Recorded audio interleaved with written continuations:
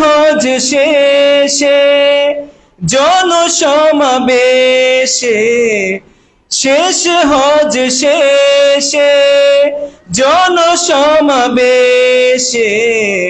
নবীজি তোলেন আলীর হাত, গদিরে খুমে নবীর আওয়াজ, গদিরে খুমে নবীর আওয়াজ।